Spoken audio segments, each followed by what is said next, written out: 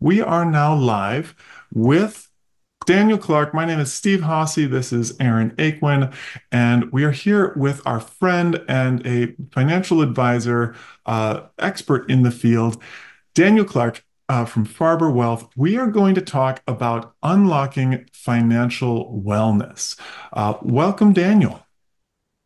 Thank you. Thank you both for having me. It's a pleasure to be here. I'm excited to be on the Superabound podcast. Absolutely. We're excited to have you, and we're going to talk about all things finances, all things kind of the inner game of wealth and wealth building. Oh, I also, however, want to talk, and I didn't mention this to either of you, Oh, but good. I love I know it. you're going to love This it. is how Steve rolls. I want to talk about relationship-based selling Yeah. yeah. because Yes. we are clients of Daniel's. He did a fantastic sales job with us, and it didn't even feel like that. It felt more like building a real relationship, him being there to help us when we had a bunch of questions.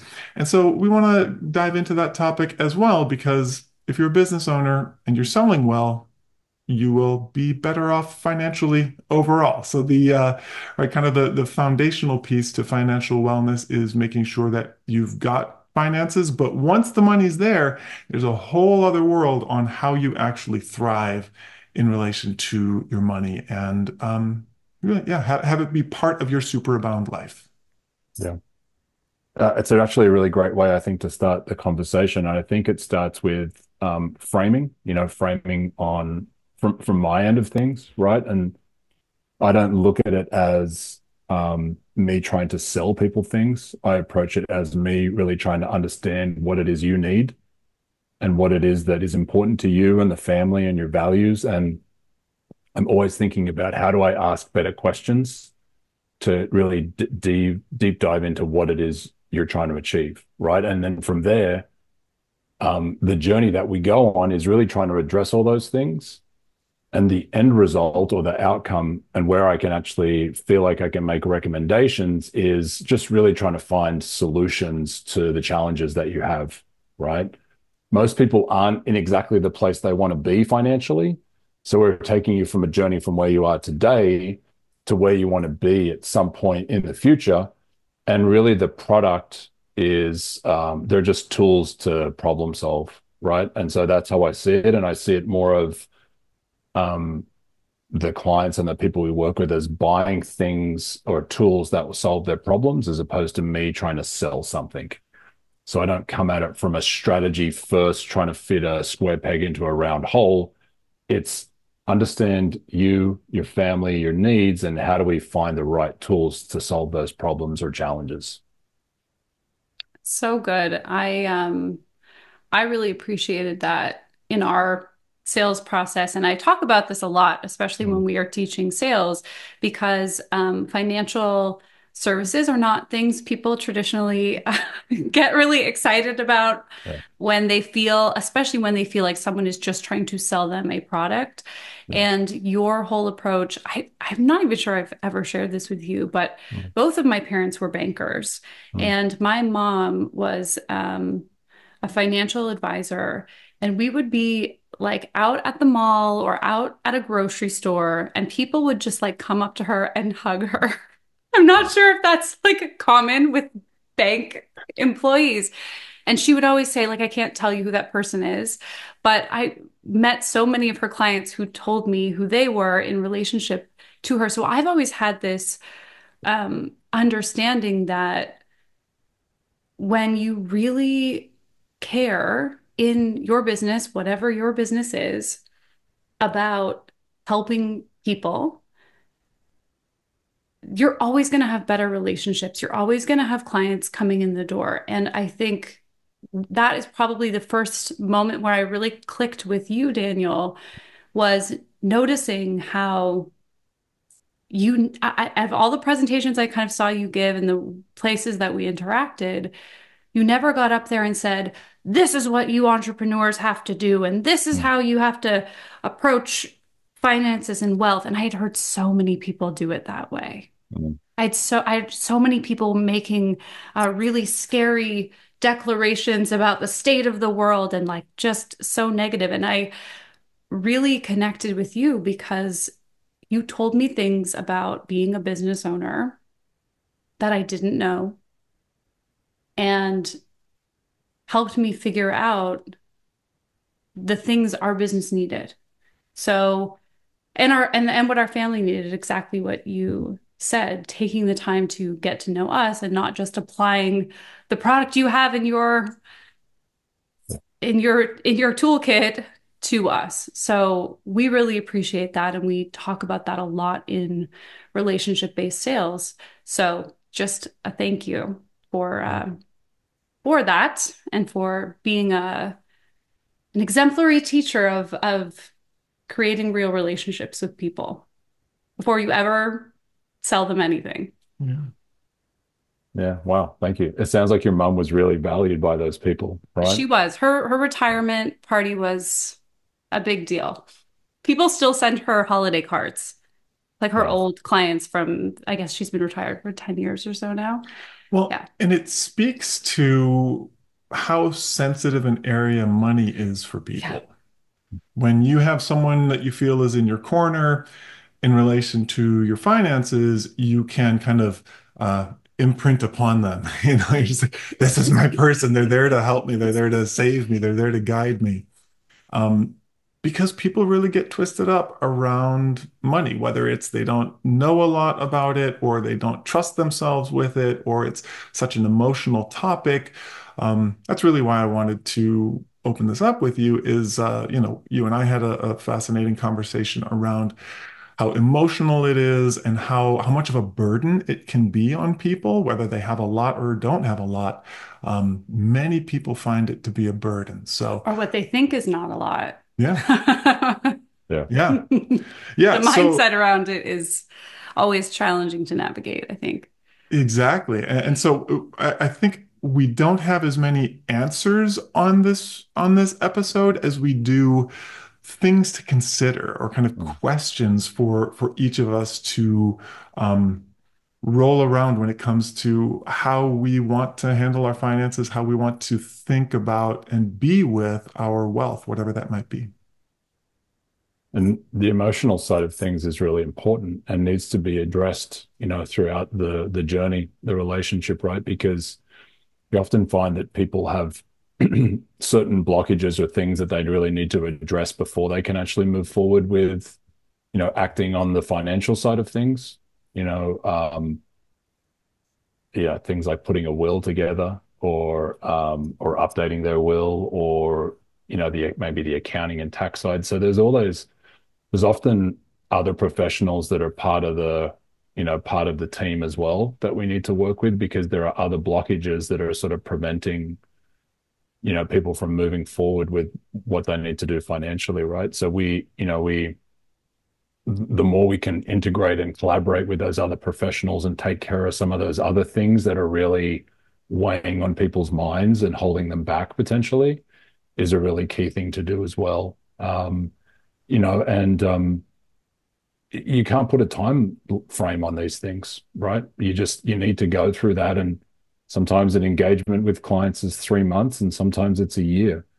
But you just need to work through the steps to educate and to understand, to be able to make recommendations. And the other thing I wanted to just say is never black and white, and to kind of Aaron's point, right? It's like there's never one size fits all for you as an entrepreneur or you as a parent or you as a family. It's different and we operate in shades of gray and life is like that too, right? So for me to say to anyone, you need to do this because that's what all business owners need to do, it just doesn't work. It doesn't fit everyone, right? So without understanding and a deep understanding, you really can't get into those nuances and then provide sort of a range of options because it's never just a black and a white, right? There's always extreme ends of the spectrum, and we need to find areas to move forward within that range of that spectrum. I'm so glad you said that too, because I think what often happens, I'm going to speak for the pocket of entrepreneurs that we often work with. Um, the finances are often so important to the lifeblood of the business. Mm. And yet it's the last thing anybody wants to work on. Every entrepreneur is like the last person in their accountant's office to get their taxes in. Like, and it's so easy, I think, to latch on to the financial people who tell you that there is a rule and there is this is the thing you have to do. So I love that your approach is so holistic because I'm with you on that. I don't think that I don't trust the people who are telling me how how it is and how it's going to be and how based on, what happened 10 years ago, how this is going to be the future of the industry. We as entrepreneurs, I don't think tend to trust that because we know how often things fluctuate and how so many uh, moving parts in the world that are even far outside of our own industries can affect our business. So I think that the open approach is what builds so much trust. And I would just really, for any business owners out there who tend to latch on to a confident sounding person who's never met you and knows nothing about your business, if that is your financial person, you may want to expand your horizons a little bit because it may not actually be what you need. It might sound good and it might feel like, oh, I can just delegate this one. I think when it comes to finances, and financial wellness specifically, it's not something we can delegate out because we are the people who know our business as well. We are the Yeah. people who know what our families want and need. And you had some really great questions for us to really. I feel like you really coached us through that process of figuring out what that was and coming to a place of understanding. Yeah.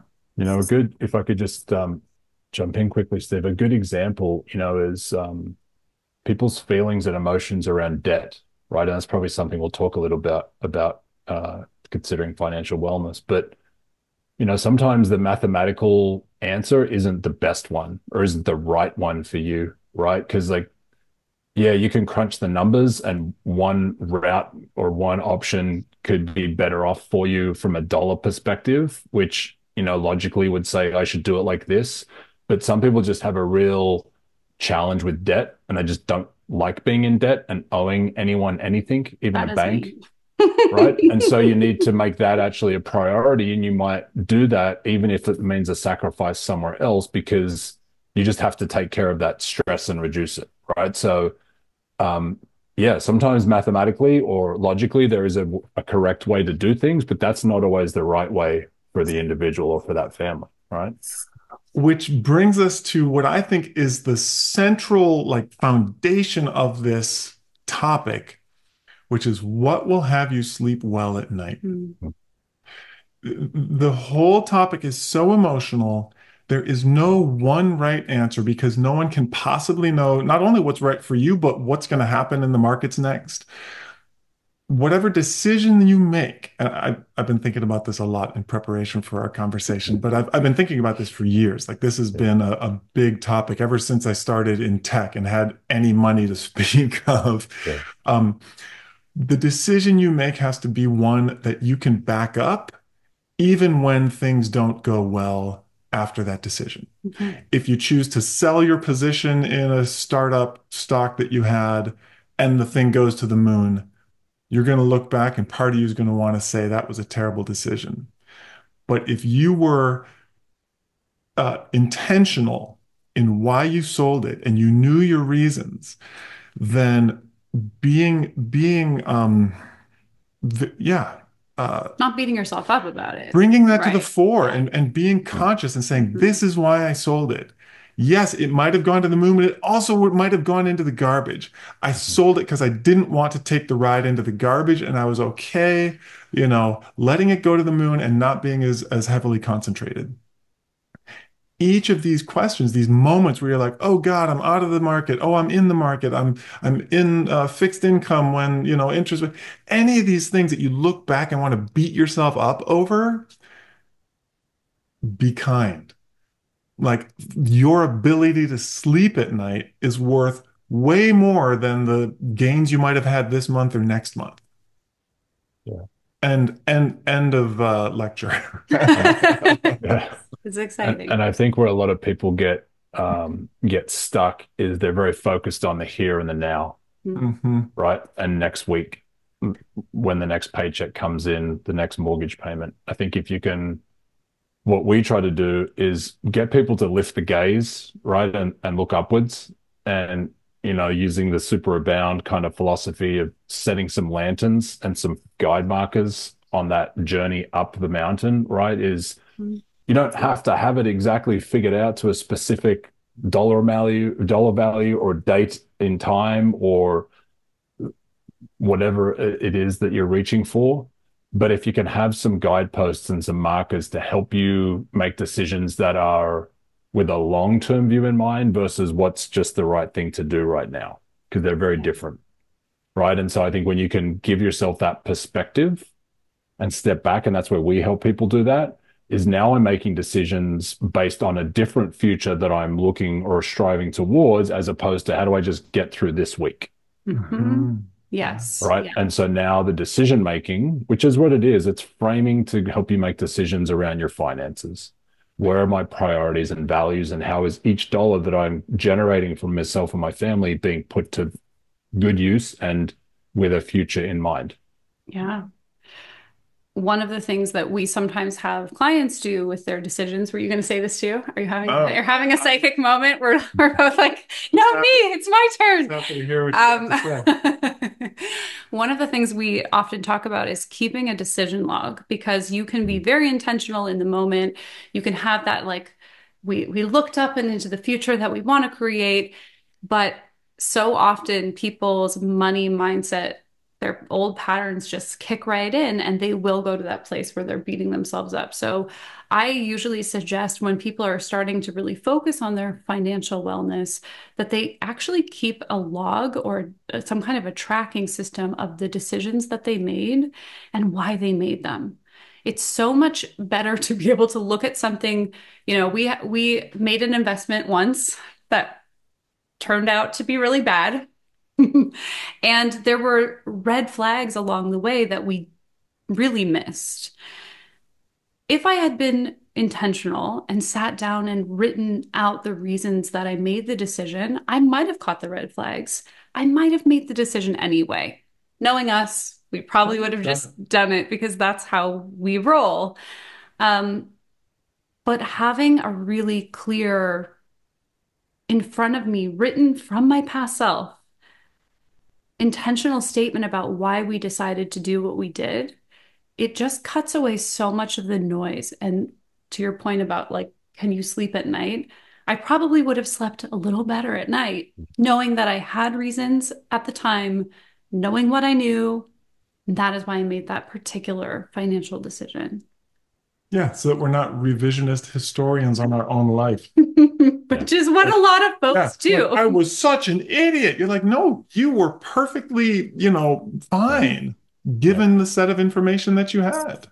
I have that conversation often, and that's exactly what people get to a certain point in their life, and they think, why did I make that financial decision? Why did I invest in that product or that thing? And I said, look, if you take yourself back to that period in your life, you made the decision that was the right thing to do at that time, and now you're in a completely different set of circumstances, and it's Yes. okay, right? What you did wasn't wrong back then. Hmm. One of my, so I just finished The Psychology of Money by Morgan Mm. Housel, and Daniel and I geeked out very much so on how That's a good great one. how great it is. And We Aaron have Aaron so was the many one copies that of it. that introduced it to me in the first place.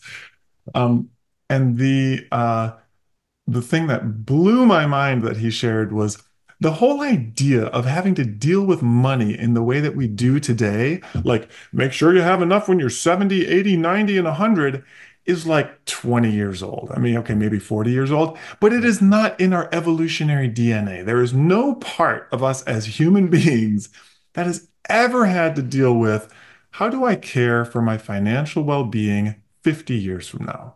Yeah. And so it makes sense that we're going to do things emotionally and on a rash kind of, like, we always joke that the stock market is just constantly a giant freak out. Yeah. Everyone's just freaking out in the market. It's just It emotions. makes sense that it's just this giant emotional freak out because we're only like 100 years into this idea. So we can be Yeah. gentle with ourselves. Yeah. And not only, a lot of, I mean, we're all coming into, some people are making the exact same amount of money as their parents made. They're doing money in the same way their family has done it for generations. That is not usually the case. Like I had no money growing up. Money was a constant topic, and as lovely as my parents are, they had some, beliefs about money that were not totally helpful to me when I actually started to make serious money.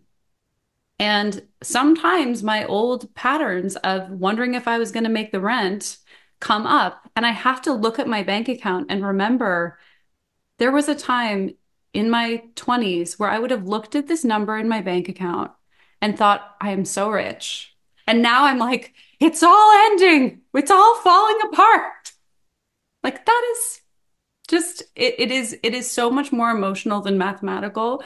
And I love that we're talking about it as financial wellness because it really does you have to acknowledge that I'm gonna have a different pattern than my partner when it comes to spending and saving. And if we don't know that about each other, we're not talking about it, whether it's in business or in your personal relationships, there's gonna be tension because I'm gonna think Steve's doing it wrong. He's gonna think I'm doing it wrong. If we Yeah. can't talk about that, we are in trouble. Yeah. And that is unfortunately the case for a lot of folks out there. Yeah. And I think, I didn't grow up in a wealthy situation either. Very, there was challenges, there was struggles financially. And, I think when you think about the word wealth and creating wealth, that has often for a lot of people, a lot of negative connotations, Mhm. right? Yeah. Especially if you Mm. grew up Yes. without. Yeah. And the thing that I find interesting is that wealth is a relative term, if you think about it. Like your version of wealth and mine and Steve's and many other, they're all going to be different, Mhm. right? So the idea is we really want to try to figure out what's your version of wealth and how do we get our clients and individuals to achieve that version of wealth. Mhm. And when you start getting into comparisons with neighbors and colleagues, and you're going down a very dangerous path, and Morgan Housel talks about that a lot, is like that's not a game you want to be playing. You're playing your own game. We talked about that, Steve, right? Is the comparison game and the keeping up with the Joneses idea is you're heading down a really negative path, right? So we really want the individual to see what's their wealth journey, Mhm. right? And how do we set them on a path to achieve that? And yeah, retirement for 20 or 30 years of our life is a really new phenomena. And so, we have to be really conscious of that. And I think a lot of people fall into the trap of thinking they need to start with a lot to create even more, but that's really not the case. They really need, ideally, is just creating really good habits around how their money flows into their life and how they're you know, putting it to use in a way that's meaningful to them, right? And so putting a little bit aside every month over a really long period of time is really the way that money works its magic, right? Through compound growth. So it's really about good habit creation. Yeah. And tying it into the idea of financial wellness, it's absolutely the same as your physical wellness, your emotional wellness, Mhm. your relational wellness. You can't fix it with you can't go out and run a marathon to fix poor health. No. That would make it really bad. That would Yeah, land you in it would a have the You opposite cave. know? effect. It's like when people who are impoverished win the lottery, like that Yeah, money's there for a couple of years and then it's gone. yeah, The wellness needs to be in those habits that you create. yeah, You can't have a great relationship by, going to Hawaii with your partner. You're like, hey, we went to this beautiful place. Now everything's great. I mean, it doesn't hurt. It wouldn't hurt. Just like winning the lottery wouldn't hurt your finances. But if that foundation that is landing on is non-existent, there's nothing's going to happen. And so it is those, I love how you frame it as the habits that you have, those daily actions you take, those, our kids, they don't want to brush their teeth. I'm like, Mm. stop not brushing your teeth. You just do it every single day. Just stop not doing it. You just do it every day. And so, same with financial wellness. What are those habits that you just do every month? You just put some aside, you invest it in whatever's going to have you sleeping well. Um, I love it. And you use Taking- it when you want to use it. Like that's another piece of Mm, it, which I also really appreciated about our work with you, Daniel. It's not just about saving, not just about saving and death and all the things, but also like what do we actually want to have liquid in our lives so that we can do fun things like go to Hawaii for a month, so that we can take vacations. Because yeah, as we've talked about, like life is unpredictable, and may we all get to a place where we get to be healthy and wealthy and in our 80s and 90s. But unfortunately, that isn't the path for all of us. And I'm not, this is my pattern, is I am not a spend or save forever person. I like to do fun things and go places. We've invested so much in our home being a really amazing place, not just for us, but for the people that come and have retreats here.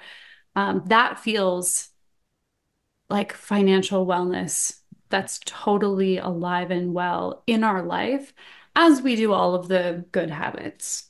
yeah. You still get to enjoy what you have, and I think that that's something I really appreciated about working with you in kind of a customizable way, is that was allowed to be important.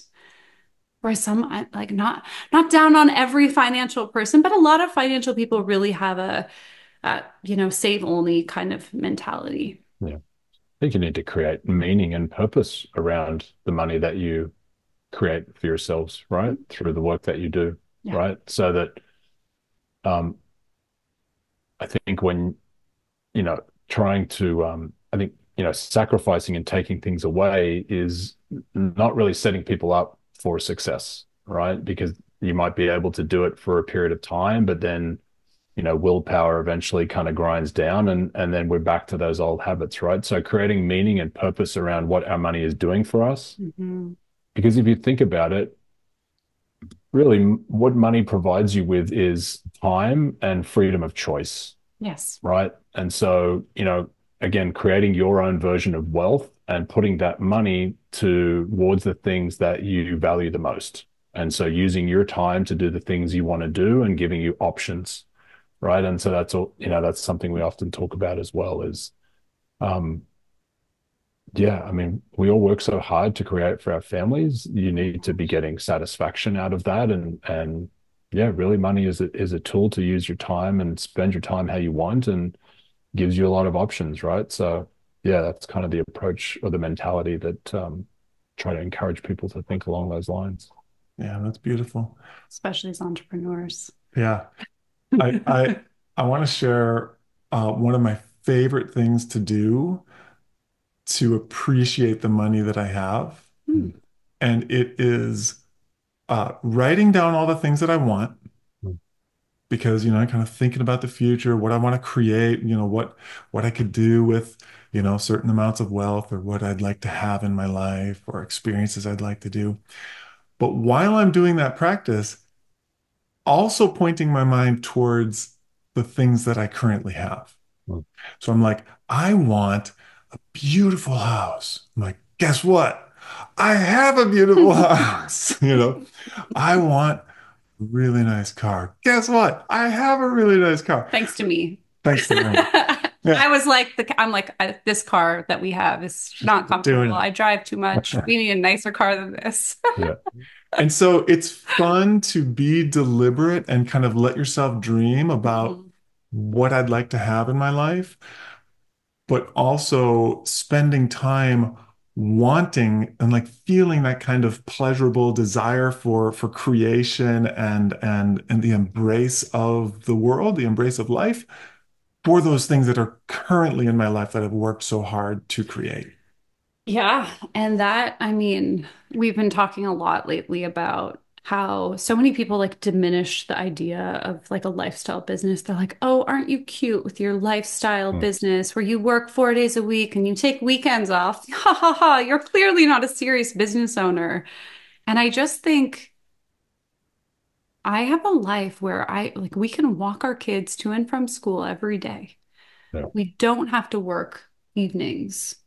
We don't have to work weekends. We still get to enjoy the lovely things we've created, and we get to do the things like when you time is my big that is where my heart I don't really care about stuff. I'm like I just want time and experiences with people, but having a business that we've created like the one we have, money and financial wellness fits in with that because none of this time would exist if we were just kind of willy-nilly with cash flow. Yeah. You know, if we hadn't kind of gone on this journey. And I just think like, yeah, like that to me is true wealth is it is like getting to do the things you really want with your time, with your energy. When I walk into my business to sell something, I'm never selling from desperation.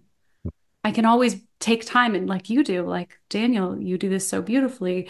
I can take the time to build a deep relationship with someone. And then only if it's right and I have something that is great for them, do we go on that adventure. But I'm never looking at my clients like dollar signs. There's no urgency or scarcity around it. And I think that at least for the kind of coaching work we do, that makes it more attractive for our clients to have us as their coaches because we're not like, please hire us because we need to feed our children. There's none of that. So yeah, I really appreciate that financial wellness also has such an incredible ripple result in your business because you can be at ease and you can connect and you can take the time. And people who are trying to pay the mortgage, I mean, don't always have that luxury. So it's very important. Anybody who's been ignoring their finances, please stop because you need it.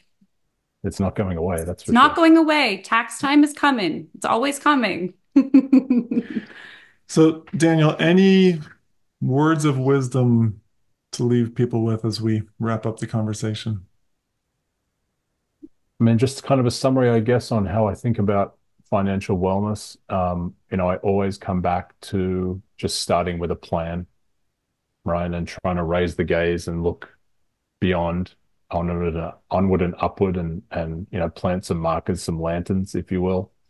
And then it's really just about taking those first steps, right? And it's don't have to do everything all at once, but it's the first step that where you start to make some change and really just setting some intention about the things that you want to achieve and what you would like to be different about your financial situation. And I think thinking about the people in your life that you value the most and how your money and your finances affect those people or how you wanted to impact those people, right? And so how do we create a set of values or a plan around that? So good. Brilliant. Where can people go to learn more about you and connect? Yeah, I'm on LinkedIn, so they can check out my LinkedIn page, which I would imagine is available to those people that are on LinkedIn Live. Yeah. We'll link to it My in the show notes as well. We'll have it on the webpage. Yeah. And then yeah, email is always a good place to connect as well. And I think that would be probably linked in the show notes as well. So those are the best ways to reach me through LinkedIn and email. Brilliant. Daniel, thank you for your time. This is such a fun conversation to always have. It's the kind of thing that I feel like it's always new for me. I always need a good reminder on Mm. how to be financially well because it's often so abstract and kind of Yeah. outside the day to day that pausing to really consider it and like you said, plan for that next step is always valuable. So thank Yeah. you. And thank you for being such a generous example of amazing relationship-based sales. Yeah. Thank you for always being and we point to you so often Thank you. about that. And I just think it's it's a beautiful and generous thing that you share with folks. So we appreciate you. Thank you. Thank you All for the right. kind words and for having me on the podcast. It means a lot.